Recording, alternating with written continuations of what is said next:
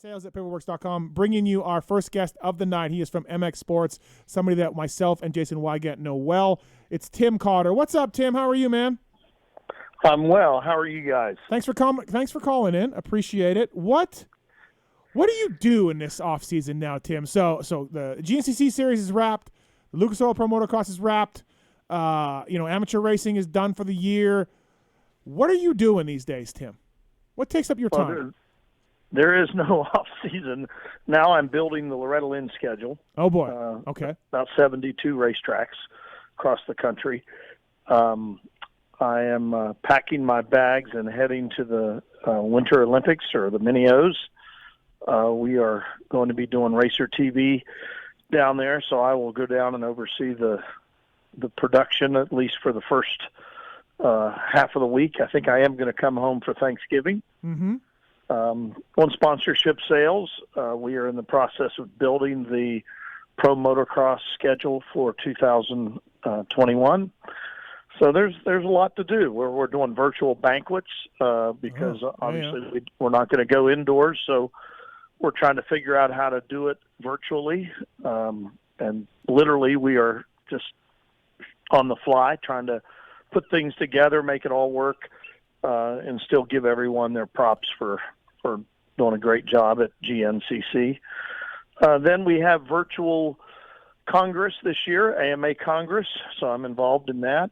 And so there's plenty to do. There's not much time. My family and I are going to, hopefully, if COVID doesn't stop us, we're going to go to Florida for Christmas, as we always do. And nice. Okay, so you're busy. Get effort. Yeah, we're busy. We're not sitting around for sure. Does the office is probably a little brighter these days since Wygant moved to North Carolina? Would you say, Tim? Like moves a little better, works a little more efficient?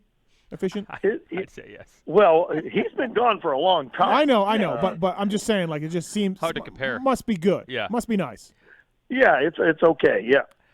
Poor Tim. I think I've been waiting for this massive break long. I'm tuning out for the next month vacation for Tim. I've been there 20 years now. I've been waiting 20 years, Tim, to hear you say that you don't have a lot going on and you're taking a big break. But here you are going to Mini-O's, dude. Yeah. Come on, man.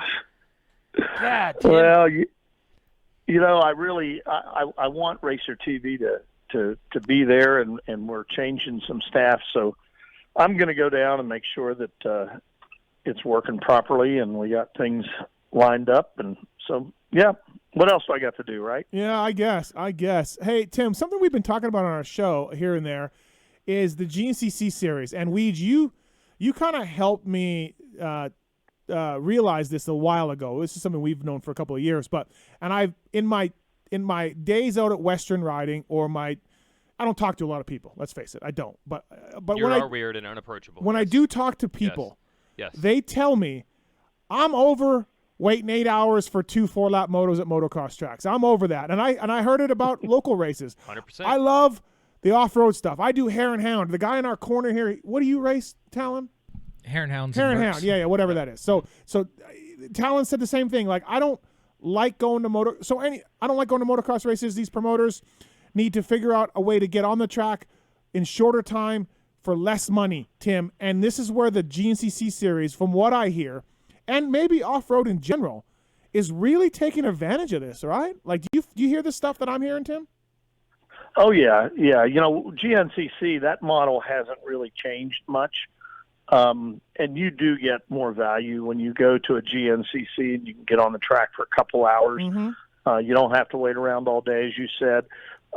We're very fortunate that GNCC, and mostly because of Yamaha and Monster Energy and Specialized, the production of the event has really been elevated.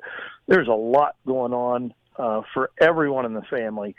And we start racing. The first race starts at 8 a.m., and on Saturday, we're at 7:30, 8 o'clock at night with Stasics riding. Right. We had, I think this last week, we had 40 Stasics out riding. So there's always something to do. There's a lot of value in that. And you don't have to have that exotic motocross bike. At Ironman this year, I think some of those guys rode to the starting line with the mud on their bike from the previous year. and they were competitive. Yeah. and we had 900. I think there was 950 on the starting line at Ironman for the bike amateur race. So they're massive crowds. There's lots of riders. It's more of a. It's like how moto used to be. Right. I'm hearing this a lot, right? Like it's not just GNTC, it's all off-road. Yeah. And honestly, part of it is just that your race has a scheduled start time. I've been taking my kid to some of the local hare scrambles by me, Mid-East. That's our old buddy Buren, who helps GNTC from time to time. And to just know that your race starts at 9, and it will be over at 10. Or 9:30 for the P-Dub race, and then you can get on with your day. Right. Or you can show up at 10 and race your race at noon, and then at 2 o'clock you're on with your day. Yeah. It doesn't blow out your whole weekend. So it's all off-road. And also, I have to admit this. I feel like from a safety standpoint, as motocross tracks, like when you get to the point where you have to jump a certain jump, or your result for the day will be ruined. Yeah. You never get to that point in off-road, and I think that helps as well. Right. Yep. Yeah, I definitely hear more and more of that. Yeah. So, and obviously MX Sports is a big part of that. Yep. So, Steve, when are we going to get you to one? Well, I've raced 2 of them, Tim, and he has a plaque. He's very proud of this. I have a plaque from Ironman 2001, Tim, 5th place. Oh, yeah, okay. Yeah. 5th place in the industry class. Yep. Awesome. And then I raced the Unadilla, and it was an absolute downpour. I lost my gloves, I lost my goggles, and then I lost my sanity and pulled it in early. I get that. It was unbelievable. But I'd like to go. But I'll tell you what I do want to talk to you tonight about, Tim, that could see me come out, and I really think. Oh, here we go. This is right in Steve's wheelhouse, Tim. You stumbled right into one of Steve's passion projects. Yes. Are we? All right. Are we still doing the vintage Daytona race? Oh, that? Yeah. What are you talking about? That's what I'm talking about. E-bikes, bro. E-bikes. Yeah, that too. Oh, God. Yeah. So if at this point in time we are still doing vintage Daytona. There could be a curveball coming our way. We'll know probably in the next 15 to 20 days. That would eliminate that race or vintage race. I would like to do that. I would like to do that. I feel pretty confident we're going to be vintage racing at Daytona. Okay. More importantly. Yeah. Okay, so GNCC now has an e-mountain bike series. And I've watched a couple of videos from them. Yeah. I don't know if you know this, Tim, but Steve is probably as effective as selling e-mountain bikes as the entire GNCC series. He is an absolute salesman through and through. Yes. Greatest endorser that these products ever had.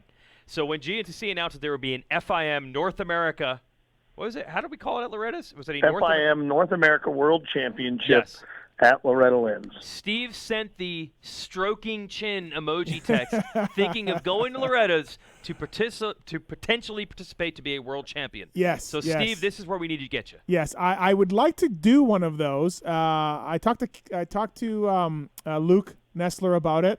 I have to. I need an intense taser. I'm an intense athlete. I will not get on that other brand. Okay. But he thinks we can work this out. And I wouldn't mind trying it out. I think it'd be kind of fun. And from what I gather, these things have been a success, Tim, these e-bike races. You know, the e-bike races are good. We've doubled our entries. Granted, we started out at about 30 bikes per race. Mm-hmm. Now we're up to 60-ish bikes per race. But I think where we're really successful is there's 300 bikes around the racetrack watching those 60 guys race. Yeah. I mean, literally – there are a ton of bikes. And in fact, at our final round at the Buckwheat up in Preston County, West Virginia, when the sun came up the next morning, somebody just left their bike. It was one of those high-end Levos, left it right in the middle of the field. And we got it back to the right. Well, it's not back yet. He's from Massachusetts, but literally just left it in the middle of the field.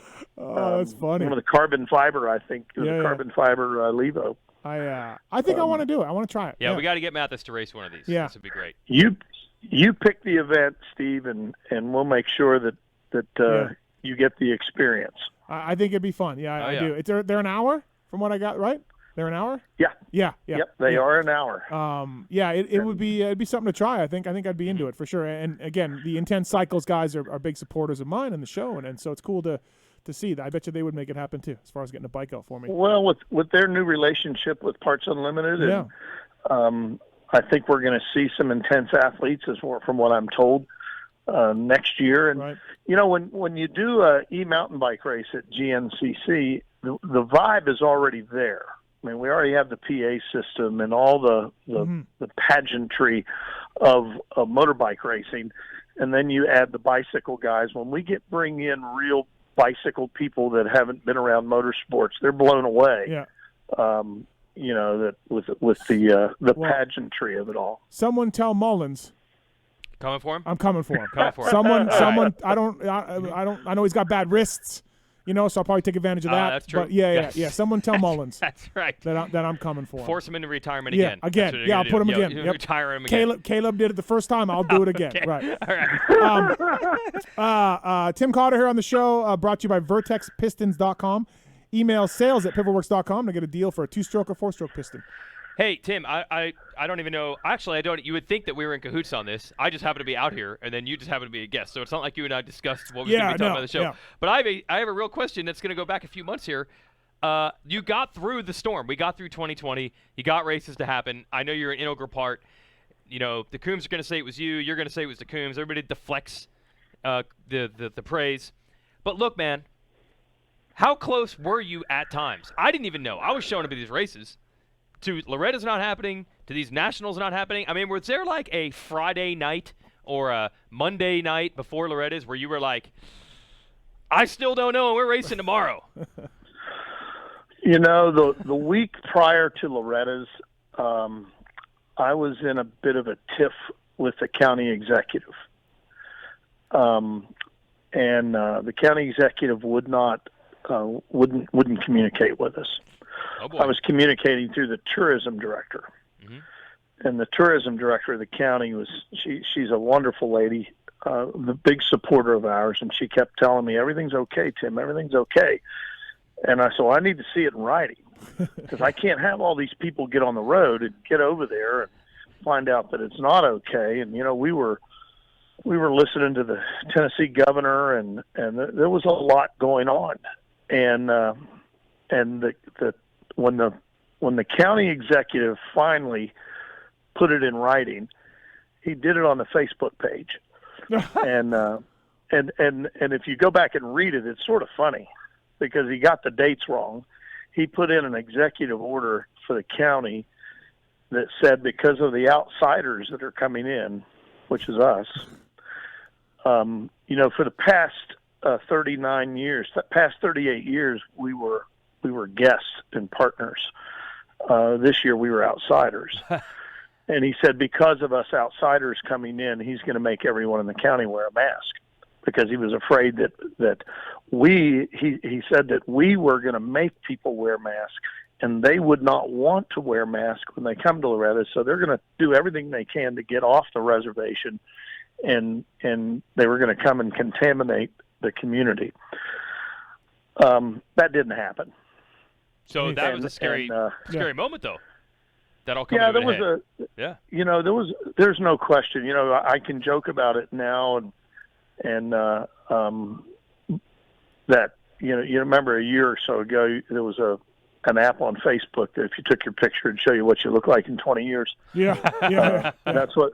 That's you. That's been in the last since March, since we were at Daytona, and COVID is very real.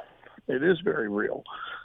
We've been very fortunate that we've been able to get through 13 GNCCs, all of the Loretta Lynn Super Regionals, which were super. The Loretta Lynn event itself, which was magnificent, thanks to Monster Energy and investing in that property, and then 9 pro motocross races and 10 ATV nationals, and we got through it with relatively no issues. We did have we know of 4 cases of COVID during that whole time of people that were at our events. 4.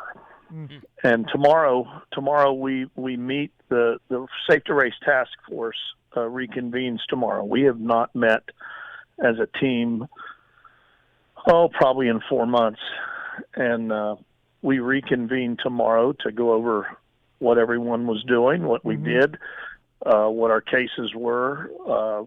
Did we have any negative impact on the communities? We cannot show or find where we had an adverse impact on a community in terms of the number of cases. We've been tracking the number of cases as we lead into a community, and then as we go out of the community, we can't see where we've had an adverse impact on those communities. So, as we look into 2021, I think there's, we're going to have to adapt our plan. You don't have to be a steward of the news to find out that this isn't going to go away in the next 2 weeks. No. So I think we're going to be looking at protocols. I believe what we learned is that being outside is really good. Yeah. And being the great outdoors, there's something to it. And so we're very fortunate that all of a sudden being outside has become sexy again. The off-highway motorcycle sales are up 60% in this country. 60%. So there's going to be a lot of people that have motorbikes that can come ride GNCC or motocross or ATV off-road or whatever it might be. And we need to have the data to show. We're excited for Pro Motocross next year, although we don't have a schedule nailed down. We're going to be on NBC for another year. At least we hopefully not we with the same have announcer. Hopefully not with the same announcer. I hope. We are reviewing the announcing team. Yeah, I would. No question. The entire team is being reviewed. Thank you. Yep. My demands need to be met. Right. My demands need to be met. You're putting it that way. I mean, I'm sounding automatic. Oh. We'll be He's negotiating spinning it. Yeah. He's spinning it. Yes. GL is fine, but the play-by-play guy, he's great. He's terrible. The anchor guy. He's If great. he tells me about Geico one more time. Yeah. We're going to be cutting back on that. Yeah, we might be cutting back on that. I never really asked him. I would see Tim every weekend, but I didn't really ask. I figured you had enough. You didn't need to answer my questions of, is this race really in jeopardy or not? So I never actually asked you how bad or how difficult it was. I had my assumptions. Right. But I'm sure there were some sleepless nights. And yes, you're like the when you see the president, what he looked like when he entered office and when he left. Yeah. That's your rapid aging process. I think, like I said, if the vintage Supercross race at Daytona is happening, which I hope it is, I think I'm in. I just need a bike.